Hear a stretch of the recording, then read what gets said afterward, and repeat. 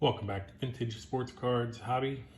Today just want to talk about why I grade, who I grade with, reasons for going one way or the other for me personally. And I don't really have a set preference. I mean, I kind of do lean towards one, but to each their own, make your own decisions on that. But I'll tell you why I lean towards one company for some cards and other companies for other cards. And some are just really personal.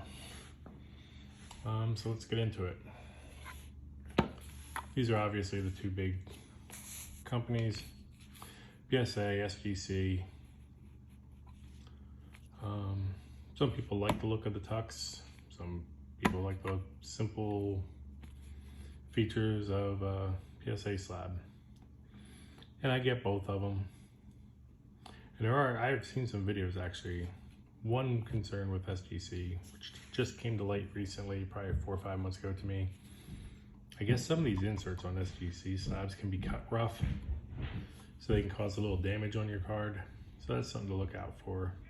If you get one, maybe send it back, have them look at it, reseal it for you so your card doesn't get damaged. Just look at your cards when you get them back. Just something I'm saying and something I've seen recently. I looked on mine. It wasn't on any of them, but like the video I saw did show some really pretty jagged inserts. And maybe that's something that was a problem in the past, but not anymore. PSA, they're the king. They're doing 1 million cards a month. SGC is doing a little under 100,000. Vintage resales, pretty close. I mean, PSA actually probably still does lean no matter what some people want to say or whatever. Recently graded, have an order in to reveal the when that comes back. It's about 4 months now, but it's on step 7, so I'm thinking the next week or so, hopefully I'll get that back. SGA slabs are a little bit smaller, or PSA slabs are a little bit smaller, sorry. And that's the main reason this last order went into PSA. Sounds odd, but in my display cases, I can fit 7 PSA slabs in a row. I can only fit 6 SGC slabs in a row. And I like displaying my cards. I do have a bunch of cards in those cases and whatever. I don't like doing it. I like being able to look at my cards easy, keeping them on display. So size is one of the reasons I'll grade that way. However, there are cards, and not all my SGC cards, some I just think will look better in a tux, like this Clemente, like the black hat, and like I just think it's a good look. And also turnaround time. I can get my SGC cards back in a couple weeks. But look at this. It's a really nice card. It is off center. Okay. PSA, for some reason, is the only one out there doing qualifiers. I cannot stand qualifiers. Just grade the card what it is. If it's miscut and it makes it a 5 instead of an 8, make it a 5 instead of an 8. Like, qualifiers confuses everybody. Nobody knows what to sell stuff for, buy stuff for, how to judge it. So it's almost like it being raw again. So it takes all that out of the equation.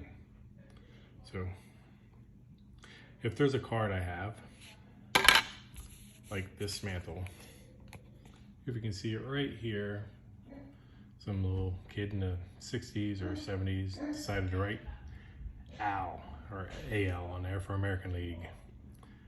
I won't send this card to PSA because it's gonna get a qualifier.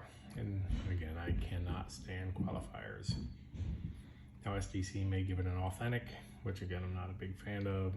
I'm hoping they'll get a 1 or 2 because of that. Other than that, it's a really nice, pretty nice card. So that is the reason why this will go to SGC. Anything that I think would get a qualifier will go definitely to SGC. I won't even have to think about it. This Would probably grade authentic with both companies. Although I actually think I have a better chance getting a 1 with PSA. I think SGC grades these hand cut strip cards and stuff much harder than PSA, so this set will probably send off to PSA eventually.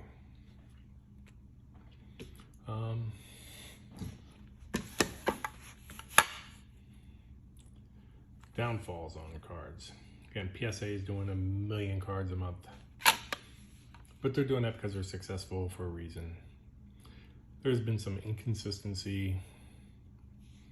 This hewing, the center is not quite as good as the Magic. This Magic has a surface issue. Somewhere up here by McHale, there's a watermark. The cardboard's actually like raised, like water got on it or something. I still wanted it slabbed up, so I sent it in thinking it would get like a 5 or something because of this major. It's pretty significant. It's a dimple. It's a pretty significant dimple in the card. PSA didn't catch it or something. Trying to rush through 1 million cards a month, 100 some graders, where SGC's got, I don't know, 10, 12 guys grading cards. So they're gonna be more consistent. But things like that happen. This hewing card is flat out a nicer card than Magic because of that dimple. Because if you were holding it raw, you could really see it. I don't know if it'll even pick up on the camera, maybe a little bit. So, grade with things like that in mind. No reason to grade. I like raw cards. I'll keep many raw cards. I do want to end up mostly putting a lot of my mantles into slabs just to protect them and whatnot. But sometimes these graders, they know things to look for. They got special lighting, stuff I don't have. This card looked really nice when I bought it. I was hoping it would grade fairly well. But apparently color was added to it somewhere. I cannot find that coloring. I'm assuming it's somewhere on the black border. That's the only thing I can think of. But I can't find it anywhere. So SGC gave it an authentic because of that. But they caught it for me. It's something I wasn't aware of, and glad I know. This is actually one of my favorite cards in the hobby. I'm going to be doing a whole video on this set. The artist is Gary Dvorak.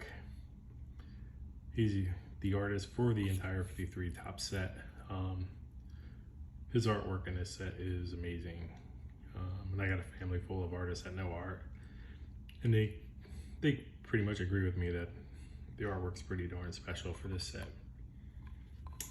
Now another reason to grade or not to grade is cost. Sometimes they run specials and whatnot, so I'll use price as a factor. But the other thing is just in general, I got like 12 cards now at PSA. They're gonna cost me just over $300 to get sent back for the grading fees. I could have used that $300 to buy another mantle or another maze, or replace this with a really nice copy that hasn't been altered. So you gotta decide that. Like a lot of times I won't grade just because like there's some cards I really want, and if I spend money on grading, I don't have money for those cards. So it's personal. Make your own decisions, but I just want to give you an idea of some of the reasons why I choose to grade and sometimes not grade, and why I choose to go with certain companies over the other. So hopefully you got some good information out of that. Enjoy your hobby and have a good day.